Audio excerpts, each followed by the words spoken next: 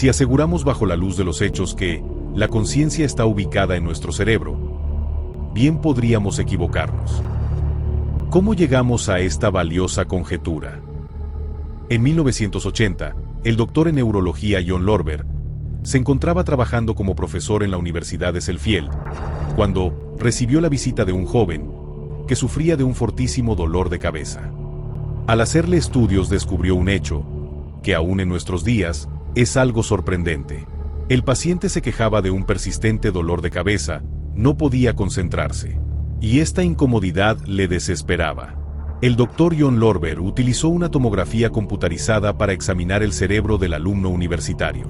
El médico estaba muy intrigado, revisó el historial del joven y descubrió que era brillante.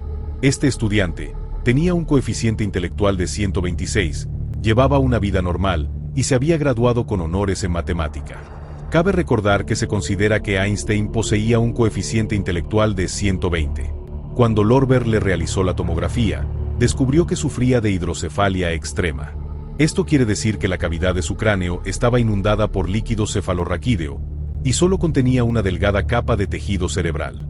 Este hallazgo fue sorprendente porque, según el conocimiento convencional, una persona con tan poca masa cerebral debería de sufrir una severa discapacidad cognitiva. Este estudiante con hidrocefalia tenía básicamente una capa de 1 milímetro que recubría el interior del cráneo, y eso constituía todo su cerebro. Es decir, se trataba de un cerebro prácticamente inexistente. El tejido cerebral de este alumno pesaba aproximadamente 100 gramos, cuando lo normal en un adulto es de al menos de unos 1500 gramos. ¿Cómo era posible que, con esta minúscula cantidad de neuronas, fuera siquiera capaz de articular palabra? Pero, los hechos revelaban que, en cambio, poseía un coeficiente intelectual mayor al promedio del colectivo humano. Era graduado con honores en matemática y llevaba una vida social normal. Cabe mencionar que, el caso médico de esta persona, sigue siendo un misterio en neurociencia. Y continúa generando muchas preguntas sobre si el cerebro es capaz de funcionar con tan poca masa. El Dr. Lorber publicó sus hallazgos en el año 1980 en la revista científica Science, en un artículo titulado ¿Is your brain really necessary? ¿Es realmente necesario tu cerebro?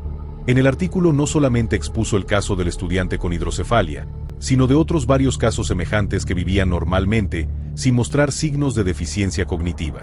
Esta publicación generó un gran debate en la neurociencia, ya que desafiaba las ideas tradicionales sobre la relación entre el cerebro y la conciencia. Pero los expertos no querían contradecir lo que sabía del cerebro. Así que, inventaron la palabra neuroplasticidad, para establecer la posibilidad de que el cerebro pudiera funcionar sin tanta masa. Pero, si el cerebro puede funcionar con pocas neuronas de manera tan eficiente, entonces, ¿para qué tenemos un cerebro tan grande, con una cantidad astronómica de neuronas? La neuroplasticidad no es el nombre de un fenómeno que vemos, como la lluvia. La neuroplasticidad es un nombre que se infiere de algo que se supone que sucede. Es un intento de teoría, para explicar lo inexplicable. Se usó para esclarecer cómo el cerebro se adapta y reorganiza sus funciones, con la suposición de que lo hace, pero sin saber cómo lo hace. Pero en los casos extremos, como los descubiertos por el Dr. de Lorber, parece más una hipótesis desmañada y torpe, más que una explicación científica. Cuando alguien con solo apenas 10 gramos de cerebro puede llevar una vida normal, la neuroplasticidad es una hipótesis muy pobre. Algunos dicen, el cerebro se reorganiza y encuentra la manera. Pero eso no responde realmente al cómo lo hace, ni por qué es posible. Esto es similar a decir, la gravedad hace que los objetos caigan. Sí, pero, ¿por qué caen? La neuroplasticidad es solo una etiqueta que se le pone a lo inexplicable. Con esa rebuscada etiqueta describen al fenómeno, pero sin idea de qué es. Todavía no tenemos el marco correcto para entender la conciencia y el cerebro. Esto nos conduce al fringe del conocimiento, a sus límites. Pero este interesante fenómeno nos da material para hacer conjeturas valiosas. ¿Es posible que la conciencia se pueda albergar en alguna materia cerebral que no podamos ver? Hagamos una analogía. Las computadoras actuales son capaces de ejecutar programas de juegos, que despliegan intrincados efectos gráficos y de realizar miles de cálculos complejos en fracciones de segundo. Si estos programas tan avanzados de juego se trataran de ejecutar en una máquina de hace décadas, como, digamos, una computadora XT, que poseían mucho menos memoria, con apenas 128 kilobytes de memoria RAM en la tarjeta madre, y un disco duro Seagate de apenas 10 megabytes. Evidentemente, nunca se ejecutaría. Esa computadora XT de hace décadas sería muy primitiva. El hardware le quedaría pequeño al software. Las computadoras personales actuales pueden tener entre 4 y 8 GB de memoria RAM, y de entre 250 GB y 1 TB de disco duro. La cantidad de memoria y velocidad de procesamiento de las computadoras actuales es miles de veces mayor que la de las computadoras de antaño. Lo mismo ocurriría con una cantidad pequeña de materia del cerebro. La delgada tira de materia cerebral, con una cantidad extremadamente exigua de materia gris, constituye un hardware diminuto para realizar las complejas tareas efectuadas por una mente con un coeficiente intelectual de 126. Cabe mencionar que el cerebro completo contiene los cuerpos neuronales necesarios para el procesamiento de información y la toma de decisiones. Y la materia blanca está compuesta por axones recubiertos de mielina, que conectan diferentes regiones del cerebro y permiten la transmisión rápida de señales. Los cerebros del colectivo humano son infinitamente sofisticados. Muchísimo más que la más compleja computadora que jamás se pudiera construir. Entonces, ¿cómo?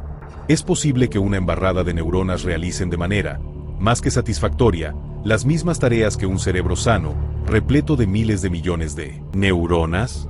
Simplemente, no es posible.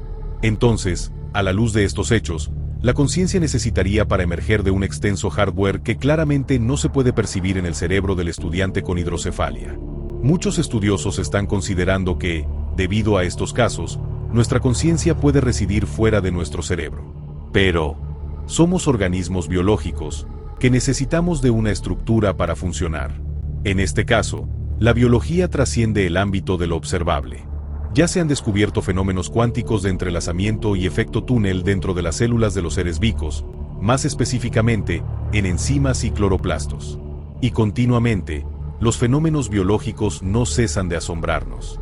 Esto nos conduce a la idea de que, la única solución posible, es que exista esa estructura cerebral que no percibimos, en las cercanías de nuestro cráneo, cuyas conexiones neuronales se construyen fuera de la observación. ¿Estará construido de algún material que no podemos detectar ni percibir? Esta idea no es completamente descabellada. Ahora sabemos que existe materia que está fuera de nuestra percepción, que está a nuestro alrededor, permeándolo todo. Entre las estrellas y las galaxias. Ahora sabemos que, toda la materia que percibimos, constituye apenas un 4% de todo lo que existe en el universo. El resto interactúa con nosotros y con las galaxias, y esto lo sabemos por sus interacciones gravitacionales. Esa materia exótica, por así decirle, existe, pero no la vemos. Y le han puesto el desafortunado nombre de materia oscura. Pero en realidad no tiene color, simplemente no se ve ni tampoco la sentimos. Por lo tanto, existe una materia extraña que forma sistemas, que conecta neuronas exóticas. No las vemos, pero sabemos que está ahí, por la conciencia generada. Pero los individuos que son capaces de construirse una mente, por mérito y voluntad, son muy pocos. La mayoría de los hidrocéfalos no lo consiguen. Se salvan muy pocos, y son aquellos que porfían en seguir existiendo. Nuestra biología usa las leyes naturales. Es lo que hay para construir el ser. Y esta es la gran conjetura.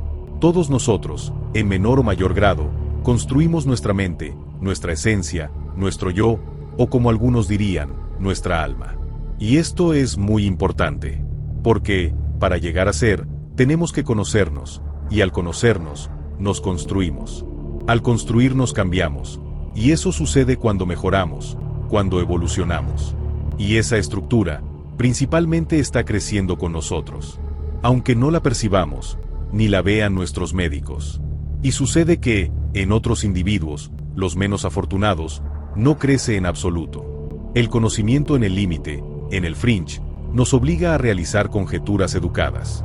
Nuestro cerebro realiza funciones, que muchas veces no se explican por su tamaño, ni por su cantidad de memoria. Parece que necesita más hardware, y más potencia de la que hay. Y aquí está la explicación. La inspiración. Al resolver problemas que ni las computadoras pueden resolver, utilizaría un cerebro más sofisticado que no vemos. Pero, no todos se salvan, no todos construyen su ser. Nacemos sin alma, o con un alma en ciernes, con un ser tan escaso que lleva años construir algo mejor. Es un esfuerzo, es mérito. Porque la salvación no es algo que ya tengamos desde el momento de nacer, es algo que se construye. Solo las tortuguitas que pelearon hasta el final lograron abandonar las arenas de la playa e ingresaron al mar.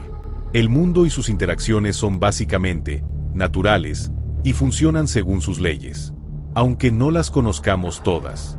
Esto significa que la salvación es un evento natural. Pero, ¿y el resto de las personas normales? Tienen un enorme cerebro en su cabeza. ¿Son capaces de construirse un yo? ¿O se viven fantaseando? Debemos aclarar algo. La persona, el individuo, es el que busca la evolución y la exploración. Tiene que vencer la inercia del genio de la especie que tiende a ser reacio a que cambiemos. El yo tiene que alejarse de esa naturaleza animal, que consiste solamente en la reproducción, el pulsar el botón onánico y hedonista. Al ser célibe natural, y al conocernos mejor, estamos en condiciones de avanzar hacia direcciones que, a menudo, son difíciles de explicar al colectivo. Pues los sentimientos por el mundo y las personas suelen ser muy diferentes. Cada yo tiene un propósito. Venimos a este mundo para explorar y llegar a ser. Pero, la pregunta continúa. ¿Los drones del colectivo son capaces de construirse un yo?